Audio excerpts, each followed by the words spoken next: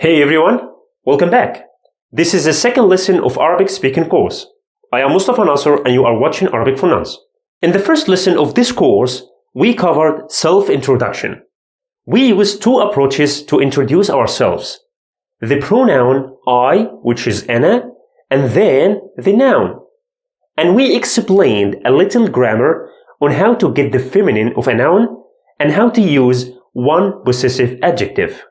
The next topic will be introducing others, or how to talk about others. That's why first we need to study the demonstrative adjectives, because you cannot talk about other persons or other things without using demonstrative adjectives. Now let's begin, but before that, as always, subscribe my channel, activate the bell and like the video. I will also put the summary as PDF in the video description. Make sure to download it.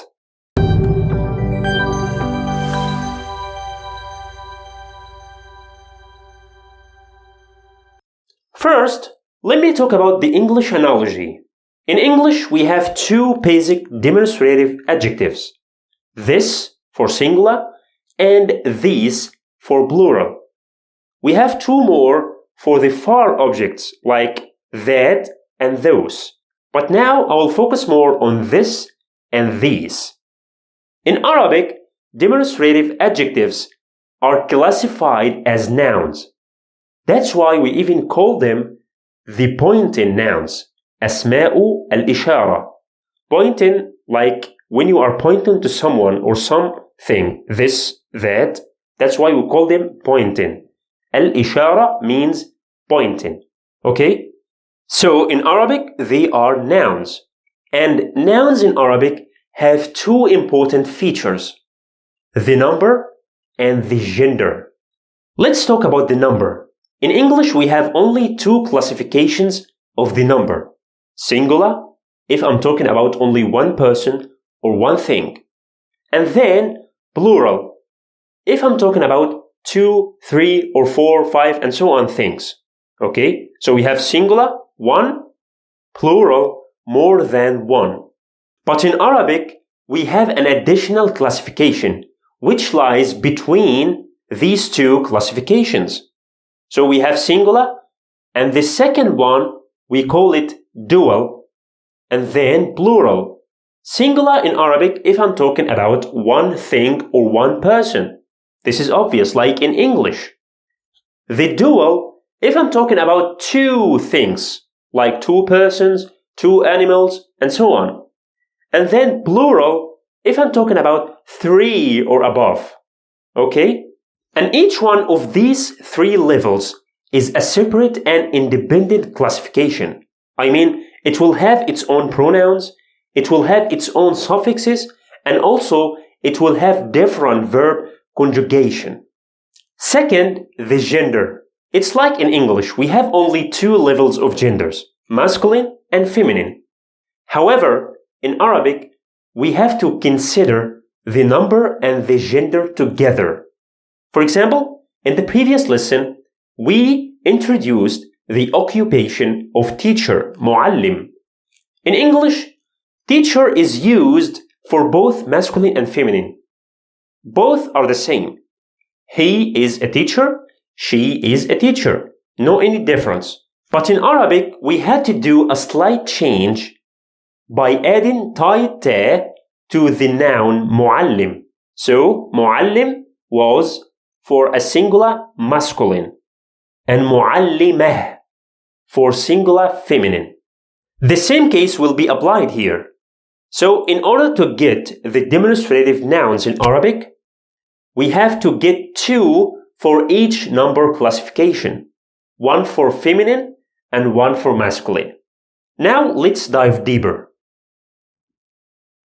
Okay, talking about the singular first.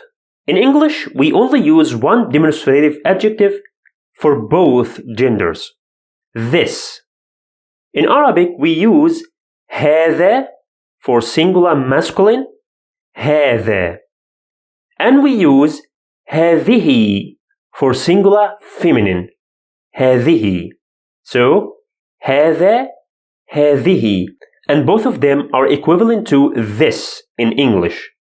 Let's see this example. This is a boy. This is a girl. Here we used this for both masculine and feminine. Let's see the Arabic equivalent. هذا ولد. ولد means a boy. هذا ولد. The next sentence, هذه بنت. بنت means a girl. هذه بنت. As you can see, in the first sentence, we used هذا because boy, which is ولد, is a singular masculine. And in the second sentence, we used هذه because we are talking about singular feminine, girl. Now let's move to the second classification, the dual. If I'm talking about two things in English, we use these. These are two boys. These are two girls. Because duals in English are considered to be plurals. Here in Arabic, they are treated as separate level. So, for dual masculine, we use هذان.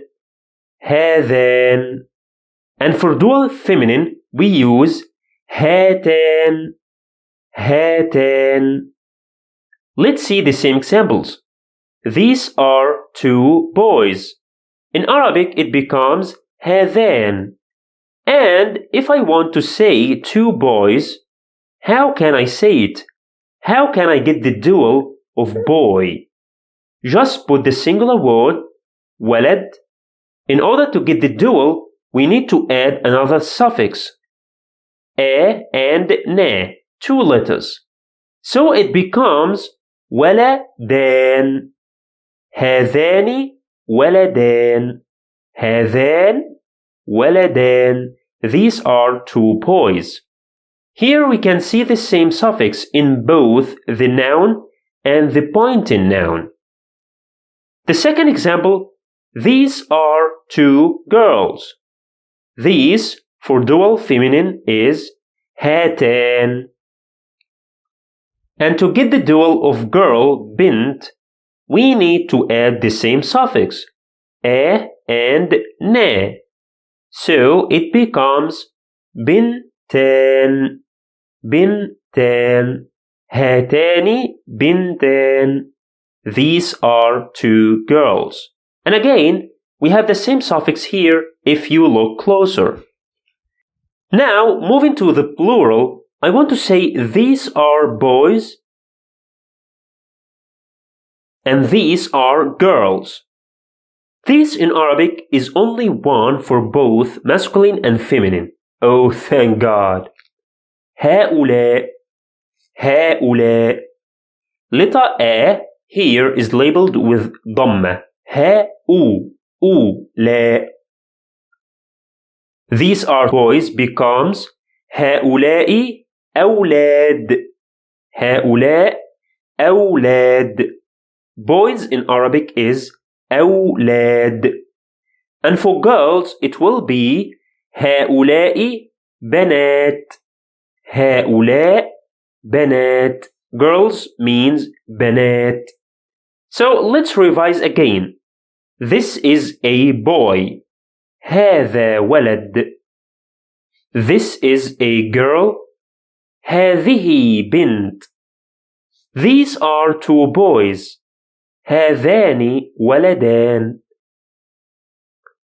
These are two girls. هاتان بنتان. These are boys. هؤلاء أولاد. And lastly, these are girls. هؤلاء بنات. So in summary, we have this classification of number: singular, dual, and plural. And these levels are further classified to the gender, masculine and feminine. I want you to keep this scheme in your mind because we will see it again many times when we explain pronouns in Arabic. Let's now see another example. I want to use this word from the previous lesson, معلم, a teacher. And I will conjugate this word for each pointing noun. This is a teacher. هذا معلم. A male teacher. هذا معلم. This is a teacher for female. It becomes هذه معلمة. For the dual, you already knew that we should add a and na. So, for dual masculine, we will copy the singular masculine here, معلم, and we will add the suffix. It becomes معلمان. هذان معلمان. These are two male teachers.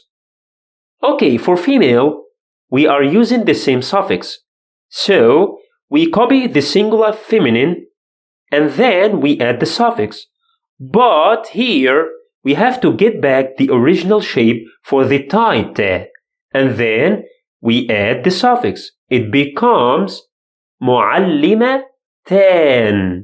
معلمتان. هاتان معلمتان. These are two female teachers. Now moving to the plural. And we need to focus here. To get the regular plural of a singular masculine, we need to add a different suffix. wa, ne. Wa and ne. So we copy the singular masculine, again, معلم, and then add the suffix. So it becomes معلمون. معلمون. هؤلاء معلمون. And for the feminine, we use a different suffix, a and te. So we copy the singular feminine, but here we will delete the tied te before we add the suffix. So it becomes معلمات. معلمات. هؤلاء معلمات. These are teachers for female. So again, هذا معلم. هذه معلمة. هذان معلمان. هاتان معلمتان. هؤلاء معلمون. And finally, هؤلاء معلمات. So, these are the regular suffixes we usually use to get the dual and the plural of a singular noun. For the dual, whether it is a masculine or a feminine, we add the same suffix, a and na, like here, معلمان and معلمتان. And for the masculine plural, we add the suffix wa, na, معلمون. And for the feminine plural, we add a and te after removing the tied te. معلمات.